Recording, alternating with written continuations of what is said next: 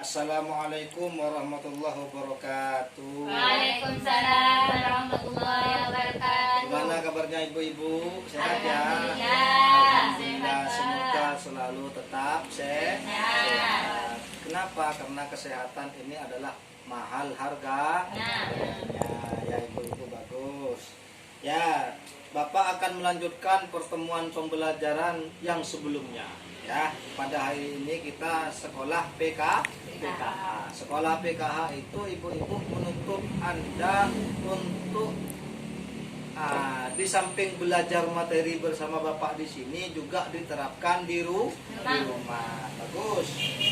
Ibu-ibu, Bapak pada kesempatan yang lalu sudah membuat setiap kelompok ya. Dibentuk setiap kelompok dengan belajar yang namanya peta peduli disabilitas ya. Peta peduli disabilitas artinya ibu-ibu diharapkan daripada materi tersebut untuk sudinya memiliki rasa peduli yang tinggi terhadap anak-anak atau orang yang berkebutuhan khusus. Jadi jangan sampai dikucilkan. Nah, Bapak pada pertemuan kali ini akan merefleksi ya bagaimana materi yang telah Ibu pelajari bersama-sama.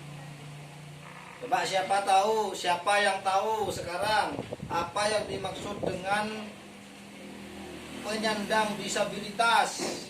Mengacungkan tangan, Bapak akan kasih hadiah. Orang yang kebutuhan khusus. Orang yang berkebutuhan khusus artinya harus diperlakukan khusus daripada anak yang lain. Contohnya, kira-kira bagaimana orang yang penyandang disabilitas? Contohnya, tidak bisa bicara atau kata Maduranya adalah bui. Atau apalagi kira-kira? Tidak bisa jalan. Kenapa? Karena kakinya tidak ada. Ini tidak perlu ibu-ibu kucilkan. Maka harus peduli bagaimana anak yang demikian kita jadikan sebagai anak yang mungkin pada akhirnya dapat meraih kesuksesan, dapat meraih keberhasilan.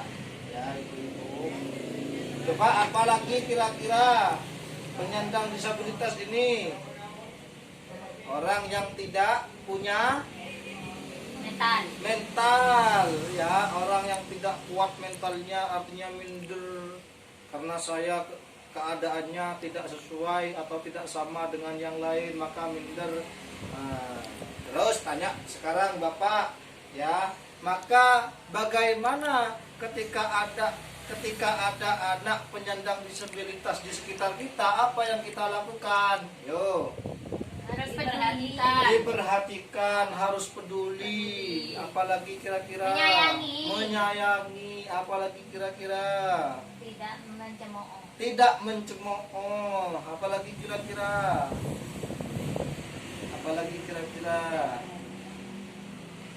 tidak memarahi ya. Ya, jangan tak usah kotok-kotok ibu ya, langsung aja bilang Bapak. Bagus. Ya, dah. Sekarang Bapak akan memberikan ini penguatan aja. Nanti Bapak refleksi tetap ya. Penyandang disabilitas ini adalah orang yang mengalami keterbatasan fisik ibu ya. Jadi anggota badannya tidak lengkap. Apakah ada anak yang demikian? Banyak. Bahkan mungkin ada di sekitar kita ya. Bahkan mungkin ada di sekitar kita. Keterbatasan intelektual artinya kalau kata Maduranya bagaimana keterbatasan intelektual ini ibu-ibu? Bagus. Telat mikir artinya ketika ditanya demikian maka dia masih meraba-raba atau bahkan posang kalau katanya orang Madura ya. Loading kalau katanya orang sekarang, zaman sekarang loading artinya masih lola ya, loading lama ya. Loading lama ya, betul, loading lama. Maka itu termasuk daripada penyandang disabilitas. Memang dari bawaan kadang-kadang ibu-ibu. Memang dari bawaan sejak lahir dia sudah mengalami demikian. Ya.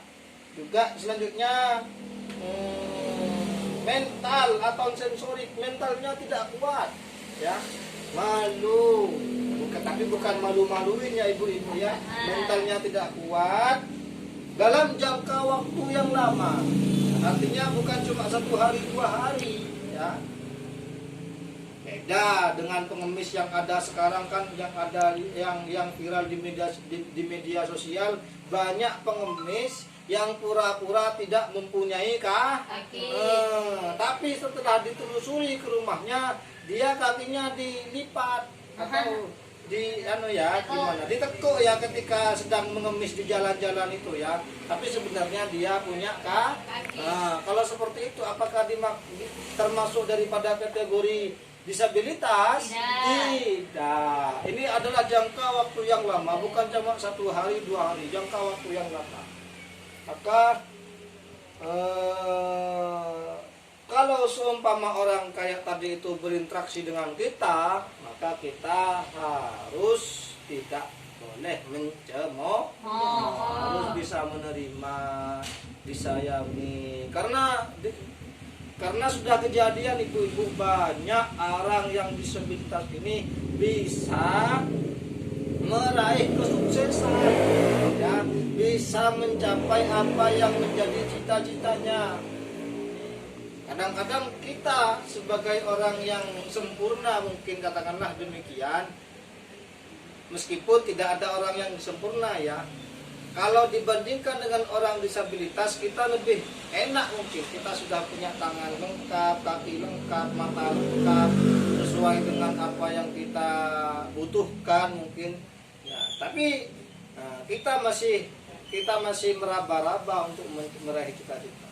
Tapi ada orang berkebutuhan khusus yang sudah meraih cita-citanya. Ini merupakan apresiasi yang sangat besar kepada orang disabilitas. Nah, selanjutnya Bapak akan merefleksi masalah hak-hak penyandang disabilitas. Kira-kira apa saja hak yang menjadi haknya penyandang disabilitas? Apa kira-kira? Hak mendapat perlakuan yang sama, mendapat dengan perlakuan yang lain. sama, meskipun fisiknya beda, tidak punya tangan, tapi perlakuan kita harus sama. Karena itu merupakan hak penyandang disabilitas. Apalagi kira-kira? Hak mendapat pendidikan. Hak mendapatkan pendidikan yang meskipun tempatnya tidak sama karena dialokasikan di tempat yang beda, tapi tetap namanya pendidikan. Kenapa kok penting adanya pendidikan ibu-ibu? Siapa yang bisa jawab kira-kira? Bapak kasih hadiah. Pendidikan untuk masa depan. Pendidikan untuk masa depan ya. Pendidikan untuk masa depan, karena masa depan ini sangat panjang, maka harus kita jalani untuk meraih masa depan yang gemilang dengan yang namanya pendidikan. Tidak menutup kemungkinan juga ibu-ibu penyandang disabilitas itu juga mempunyai hak untuk mencapai keberhasilan dengan pendidikan yang mereka jalani, yang mereka tempuh. Nah, apalagi kira-kira hak yang menjadi haknya penyandang disabilitas, apalagi kira-kira? Hak hidup. Hak hidup. Hak. Ya, hidup dengan tupoksi yang sama dengan manusia yang lain. Karena sebenarnya ibu-ibu penyandang disabilitas ini ya adalah merupakan pemberian yang diberikan oleh Yang Maha Kuasa. Dengan itu semua maka kita harus syukuri. Karena manusia kita semua, saya dan ibu-ibu sekalian termasuk penyandang disabilitas ini adalah yang ada penciptanya, adalah Yang Maha Kuasa ya. Kalau menurut keyakinan kita adalah Allah Subhanahu wa taala, maka apa yang diberikan oleh Allah Subhanahu wa taala kepada kita, baik itu normal atau penyandang disabilitas, harus disyukuri. Ya, bagus. Hadiahnya, Pak. Oh ya, lupa, ini Bu Mito hadiahnya. Makasih. Oh ya.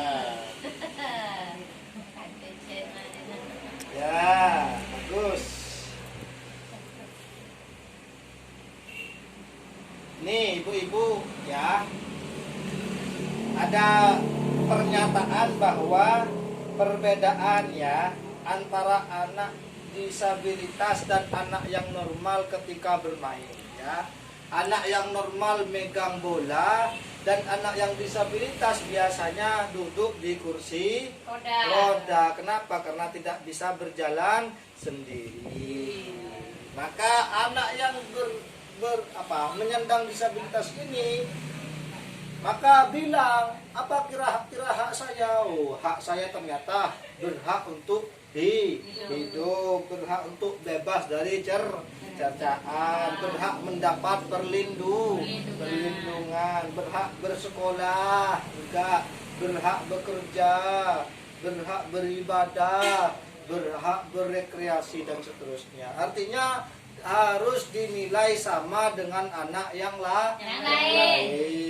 Nah, Bapak sekarang tunjukkan chat ya terkait masalah pelayanan disabilitas berat di masyarakat.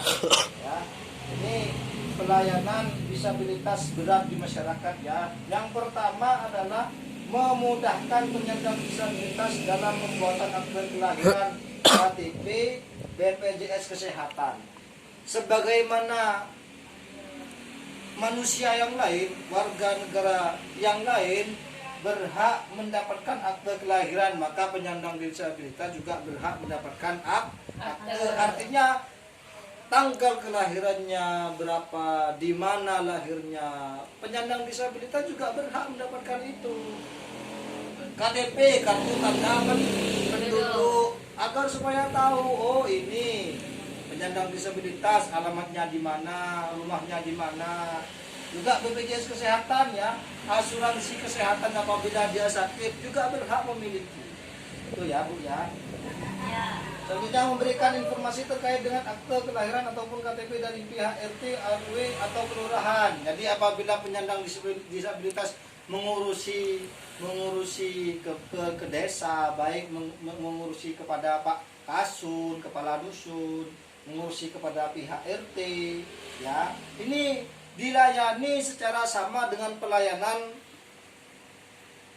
dengan kepada orang, dilayani secara sama. Artinya apabila di pelayanan kepada orang lain itu selesai 1 jam, maka kepada penyandang disabilitas juga harus selesai 1 jam atau bahkan lebih, karena anak tersebut merupakan orang yang istimewa. Sebenarnya harus dilebihkan agar supaya tumbuh yang namanya kepercayaan diri ya. Itu selanjutnya memberi kemudahan penyandang disabilitas untuk menggunakan sarana prasarana umum masyarakat.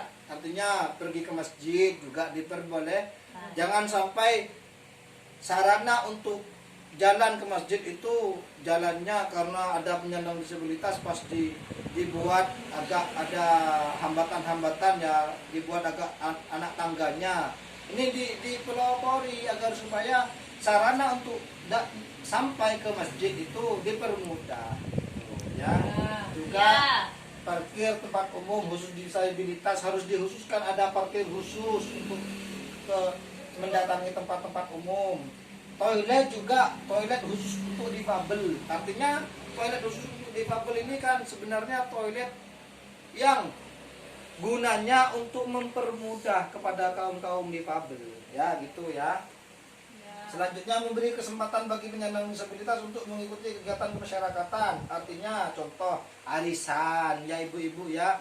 Apabila ada di sekitar kita yang mungkin penyandang disabilitas mau ikut arisan, silahkan, tidak apa-apa. Kenapa? Karena sama.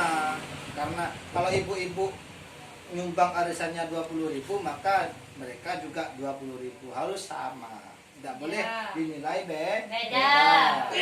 Selanjutnya memberikan informasi jika terdapat keluarga penyandang disabilitas memerlukan informasi rujukan. Artinya apabila butuh yang namanya informasi, harus diurus, dikasih informasi yang real, yang betul, sesuai dengan keadaan yang ada, agar supaya demi mempermudah keperluan yang diurus oleh penyandang disabilitas tersebut. Mungkin ada pertanyaan dari penjelasan Bapak, Ibu-ibu? Sudah tidak ada ya, dimengerti ya? Ya. Nah, Bapak harap untuk kalau ada mungkin di sekitar kita penyandang disabilitas, harus apa kata Bapak tadi, harus diperhatikan, dipedulikan, ya, dikasihi, disayangi dan seterusnya. Nah, kalau tidak ada pertanyaan, Bapak tutup dengan saldo, salam dan doa. Semoga kita tetap selalu dalam lindungan Allah dan diberikan kesehatan. Wassalamualaikum warahmatullahi wabarakatuh. Waalaikumsalam warahmatullahi wabarakatuh.